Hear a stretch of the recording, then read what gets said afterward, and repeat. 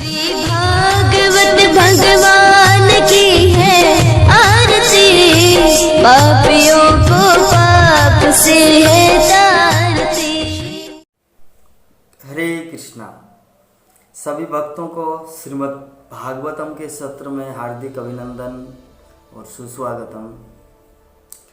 आज का हमारा विषय जो है भगवान वराह तथा हिरण्याक्ष के बीच महायुद्ध। ये आज का टॉपिक है श्रीमद् भागवतम के तृतीय स्कंद का 18वां अध्याय, थर्ड कैंटो, चैप्टर 18।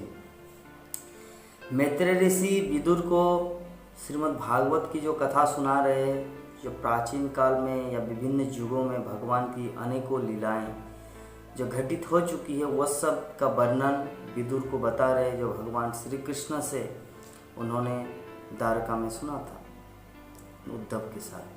तो वही मैत्रेय ऋषि ने कहा कि हे विदुर, जब वरुण की बात को सुनकर, मतलब वरुण ने उसको थोड़ा फटकारा कि हिरण्याक्ष को, कि आप अपने शरीर में जो इतना घमंड दिखा रहे, इतना अपने आप को पावरफुल सोच रहे हैं, जब भगवान विष्णु के सामने आप जाएंगे ना तो आपका समस्त अभिमान चूर चूर हो जाएगा। आप अपने आप को अभी मेरे पास प्रेजेंटेशन कर रहे कि मैं I am a very big boss, किंतु जब भगवान के पास जाएंगे तो आप एक छोटा चूहा की तरह बन जाएंगे।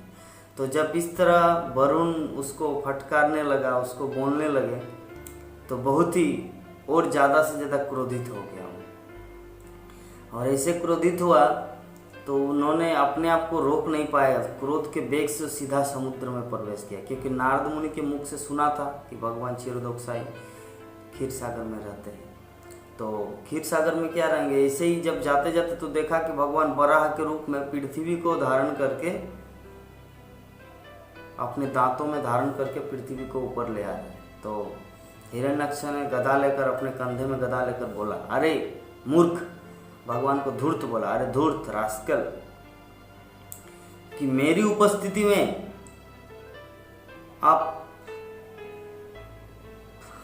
आप नहीं बोला, तुम बोला, मेरी उपस्थिति में तुम इसे लेके जा रहे पृथ्वी को, पहले मेरे साथ युद्ध करो, पहले मुझसे हारो, उसके बाद जब आप जिंदा रहेंगे तब आप पृथ्वी को ले जाएंगे। तो वराहदेव विक्रोधी, बहुत दिन से वो भी झगड़ा फाइटिंग नहीं किया था, क्योंकि भगवान इस जगत में क्यों आए, फाइटिंग करने के लिए, क्योंकि वैकुंठ में तो कोई फाइटिंग प्रतिद्वंदी मिला नहीं कि आपस में थोड़ा कुश्ती मार ले, सभी भक्त है, और भक्त में फाइटिंग थोड़ी होता है। थोड़ा सा गुंडा और हीरो, थोड़ा सा विलेन और हीरो दोनों होना चाहिए, नायक और खलनायक।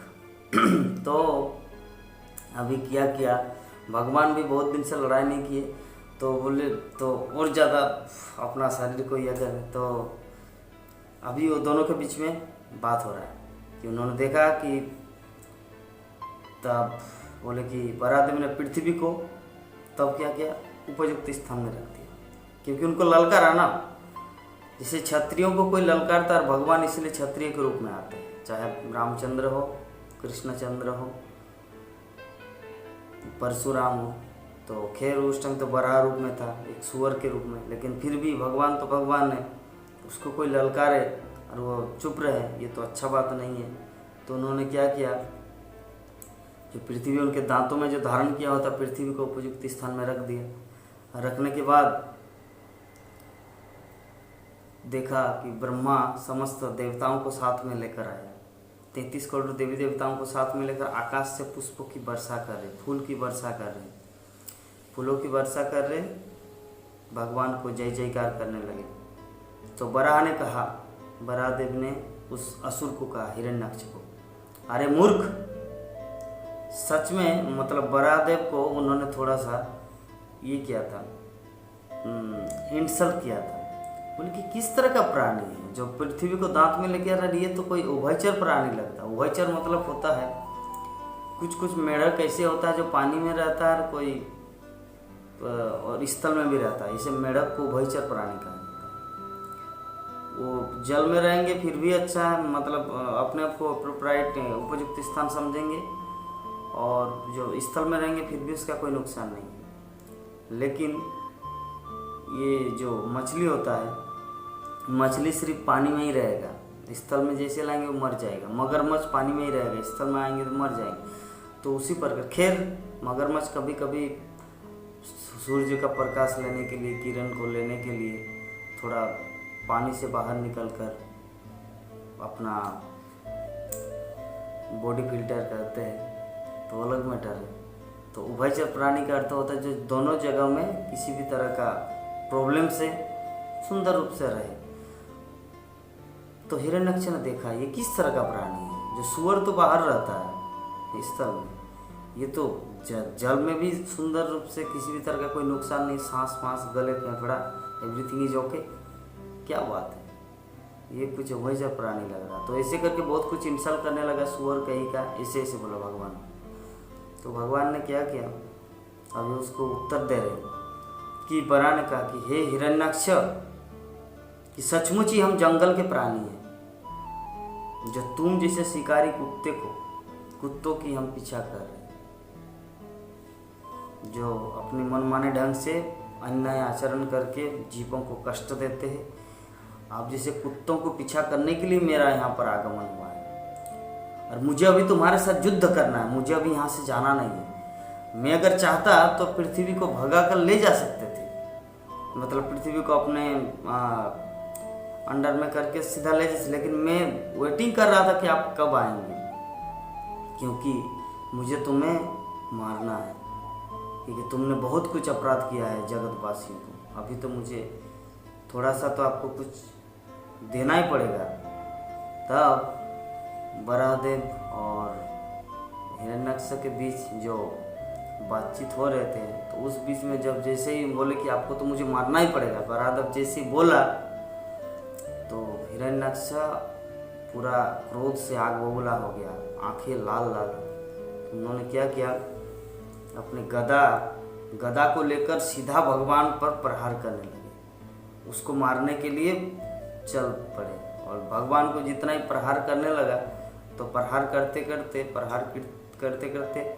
भगवान भी उसको रोक रहे और उसको मार रहे। तो दोनों इतना परफेक्ट था युद्ध में कि भगवान भी उसको मार रहे, लेकिन वो इतना गदा युद्ध में कौशल था हिरण्याक्ष कि वो शरीर में एक भी गदा को स्पर्श होने नहीं दे रहा, मतलब सब रोक रहे। इस तरह का प्रैक्टिस था उनका। तो दोनों का ऐसे युद्ध चल रहा, तो जितने सारे देवी देवता आकाश मार्ग में पुष्पों की वर्षा कर रहे थे, वो सभी चिंतित हो गए। अरे भगवान को क्या हुआ आज, जो इतना देर लगा रहे, इसको खत्म करना चाहिए जितना। तो ब्रह्मा ने बोला कि प्रभु हे नारायण, आप कृपा करके ये जो है ना हिरण्याक्ष, ये समाज का कांटा है, ये ऋषि मुनियों का, भक्तों का, देवताओं का, स्वर्गवासियों का, सबका एक कांटा स्वरूप है। और अगर शरीर में या पैर में अगर कांटा लग जाए तो कांटा को जितना जल्दी हो सके निकाल फेंकना ही बुद्धिमानी का कार्य है।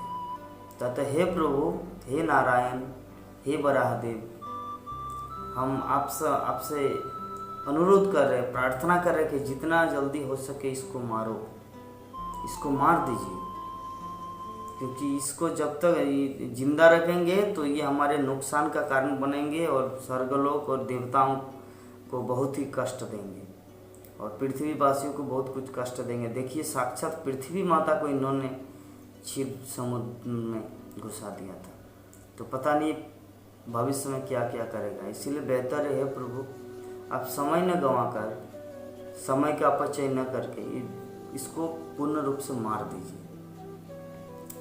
तो जब और ब्रह्मा बोले कि सौभाग्य से, देखिए प्रभु, सौभाग्य से ये असुर स्वेच्छा से आपके पास आया है और आपके द्वारा इसकी मृत्यु भी थी, और तो आप इसे अपने ढंग से युद्ध में मारिए और लोकों में शांति स्थापित करिए।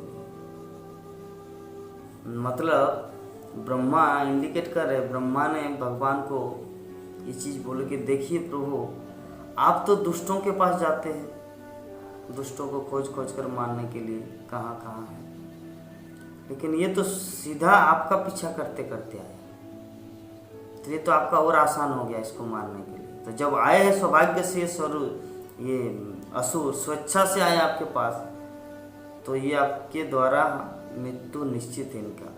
तो कृपा करके अपने युद्ध कौशल से इसको जितना जल्दी हो सके मारिए और लोक में, इस संसार में शांति की स्थापना कीजिए। तो इस प्रकार ब्रह्मा के अनुरोध से और देवताओं के प्रार्थना से, स्तुति से भगवान प्रसन्न हो गया उनके प्रति, और इस तरह बरा और भगवान विष्णु का युद्ध चल रहा था। और चलते चलते अभी भगवान वराहदेव उनको मारेंगे और पृथ्वी को उद्धार करके वास्तविक स्थान में ले आएंगे। उसके बाद जो हमारा दूसरा टॉपिक आएगा, किस प्रकार मनु महाराज को जब ब्रह्मा जी ने बोला कि आप सृष्टि कीजिए, तो मनु महाराज बोले कि प्रभु हम तो सृष्टि करेंगे लेकिन मनुष्य रहेंगे कहाँ, उसका प्लेस कहाँ है, कहाँ रहेंगे वो, पृथ्वी तो नहीं है, दिखाई नहीं दे रहे। तब जब पृथ्वी को वराहदेव लाएंगे अपने स्थान में, तब मनु सृष्टि करेंगे और वही मनु से संपूर्ण मानव समाज, मनुष्य समाज बन जाए। और वही हम सब उसी मनु की संतान है, मनुष्य। तो खैर आज का टॉपिक हमारा यहीं पर विराम देते हैं। भगवान वराह तथा हिरण्याक्ष के मध्य युद्ध, हम लोग दूसरा टॉपिक लेके आएंगे नेक्स्ट डे। तो तब तक के लिए हम आप सबसे विदा चाहते हैं। हरे कृष्ण। इस वीडियो को लाइक करें, हमारे चैनल को सब्सक्राइब कर बेल आइकन जरूर प्रेस करें हमारी न्यू वीडियो सबसे पहले